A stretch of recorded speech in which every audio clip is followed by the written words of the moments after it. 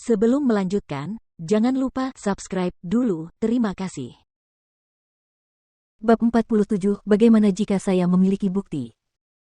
Tentu saja, malam itu sangat buruk bagi Mu Tangsui, karena dia tidak pernah dimarahi seburuk itu oleh papamu selama bertahun-tahun. Mu Qi tak kuasa menahan rencana jahatnya, dan dengan hati-hati bertanya pada mamamu, "Mama, maaf aku tidak jujur padamu tentang apa yang terjadi di sekolah, apa kamu sedang marah?" Sejujurnya, sayang, aku benar-benar terkejut saat adikmu mengatakan itu padaku. Aku tidak percaya itu kamu. Aku benar-benar tidak tahan dia menindasku di sekolah, itu sebabnya aku melakukan itu, mata Mu Tangsui memerah. Kau tahu aku tidak akan sejauh itu, aku hanya ingin memberinya pelajaran agar dia tidak terus menindasku. Saya tidak menyangka akan melukai diri saya sendiri. Saya merasa kesal karena telah mempermalukan keluarga, itu sebabnya saya tidak menyalahkan ayah. Seperti dugaan Mu Tangsui, mamamu tahu tentang insiden buku harian itu karena Mu Qi yang membocorkannya padanya. Kalau tidak, mamamu tidak akan pernah mengetahui hal itu setelah dia memainkan pertunjukan bunuh dirinya. Sayang, kamu harus bersabar dengan Mu Qi saat kembali ke sekolah. Dia tidak mau mendengarkan siapapun sekarang dan aku takut dia akan semakin menyakitimu, kamu satu-satunya bayi kita sekarang, aku tidak ingin kamu terluka.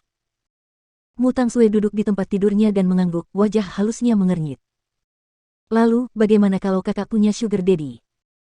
Aku memang sudah bicara dengan bibimu, tetapi apakah dia akan mengakuinya? Dia bilang Mu Qi tidur pukul 9 setiap malam, tetapi aku sebenarnya curiga Mu Qi menipunya dan membuat masalah di luar sana. Mamamu mencibir. Tetapi meskipun mereka tidak bersalah, kita tidak bisa berbuat apa-apa kepada mereka. Wali adikmu berada di luar kendali kita. Mu Tangsui tidak mendesak mamamu karena dia pasti sudah menyelidikinya sendiri untuk mendapatkan informasi. Dan, apakah bibinya begitu mempercayai Mu Qi? Meski begitu, dia masih memiliki sebagian buku harian Mu Qi. Dia tidak akan pernah percaya bahwa Su Zipei tidak akan tergerak ketika dia menunjukkannya padanya. Keesokan paginya, Mu Qi menerima telepon dari Seng Xiao begitu dia bangun dari tempat tidur dan langsung penuh fokus.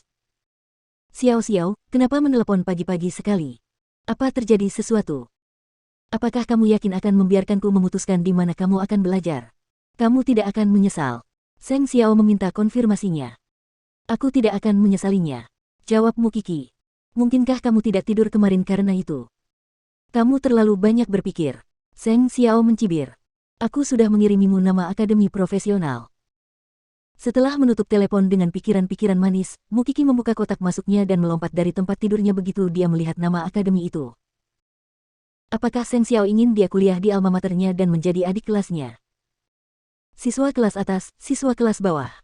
Mu Qi dengan cepat memutuskan untuk mengikuti jejak Seng Xiao saat memikirkannya. Oleh karena itu, Mu Qi pergi ke sekolah lebih awal, tetapi saat itulah Mu Tangsui muncul di dekat rumah kecil dengan tas sekolahnya. Dia ingin bertemu Su Zipei secara pribadi. Karena petugas keamanan menghentikannya, dia menunggu di dekat gerbang seperti yang dilakukan mamamu sebelumnya. Su Zipei hendak pergi ke pasar, seperti yang biasa ia lakukan setiap hari untuk mengisi persediaan bagi Mu Qi, ketika ia menemukan Mu Tangsui berdiri di atas salju.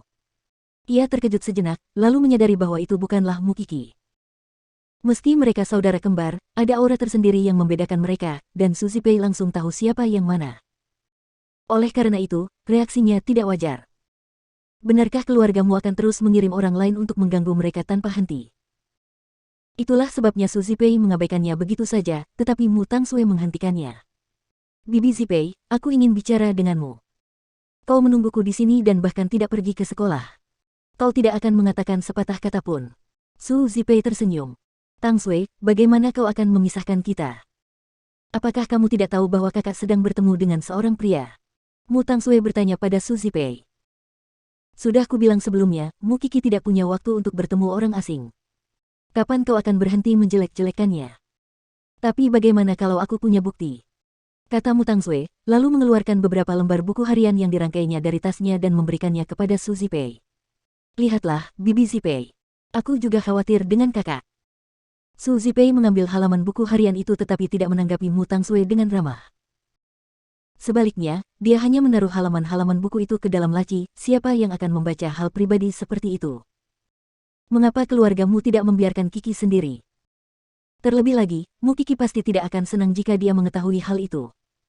Dia adalah satu-satunya kerabatnya, atau apakah dia tidak akan mempercayainya? Sementara itu, Mu Tangsui juga tidak menyangka Su Zipei akan membaca halaman buku harian itu. Bahkan, dia sudah menduga bahwa Su Zipei mengetahui perselingkuhan Mu Qi dan perjalanannya akan sia-sia. Tetap saja, menceritakan hal itu kepada Mu Qi dan melihat reaksinya juga tidak masalah. Lihat, White Lotusmu akan datang ke kelas. Cukup berani. Mu Qi kemudian mendapati Tangsui memberi isyarat padanya untuk berbicara di luar. Dengan beberapa menit tersisa sebelum kelas dimulai, Mu Qi berjalan keluar kelas, dan Mu Tangsui mengikutinya beberapa saat kemudian. Ketika kamu pergi ke sekolah, aku menyerahkan sisa buku harianmu kepada Bibi Zipei, katanya kepada Mu Qi. Dia pasti menikmati ceritamu tentang berpegangan tangan dengan seorang pria dan sebagainya di rumah sekarang. Mu Qi tetap terlihat tenang meskipun panik. Mu Tangsui, tahukah kamu mengapa kamu dipanggil White Lotusmu? Itu karena kamu hanya tahu cara bersembunyi di sudut-sudut gelap, melakukan bisnis yang meragukan, namun tetap bersikeras bahwa kamu tidak bersalah. Itu tidak penting, jawab Mu Tangsui. Aku hanya ingin tahu siapa sugar daddy-mu. Kau tahu betul bahwa dia ada, meskipun orang lain tidak akan mempercayainya. Saudari, aku akan terus mengusik fakta itu dan tidak akan melepaskannya. Mu Qi menatapnya dengan dingin, tetapi tidak mau repot-repot berbicara sepatah kata pun dengan sampah seperti dia. Aku agak penasaran bagaimana Bibi Zipei akan memandangmu saat kau sampai di rumah, apa itu? Meskipun melihat ekspresi pencapaian di wajah Mu Tangsui, Mu Qi malah tersenyum. Kita bicarakan saja tentangmu saja, katanya sambil mendekati saudara kembarnya. Orang tua kita pasti menatapmu dengan pandangan jelek saat mendengar cerita memalukanmu. Tapi begitulah aku jadi begini. Mulai sekarang, hanya dirimu sendiri yang bisa disalahkan. Pamanmu benar-benar akan memukulmu, dan dengan tubuhmu yang lembut itu. Lindungi tubuhmu, atau kau tidak akan selamat dari satu pukulan pun.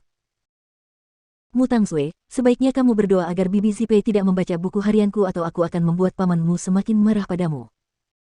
Dengan itu, Mu Qi melewati Mu Tangsui.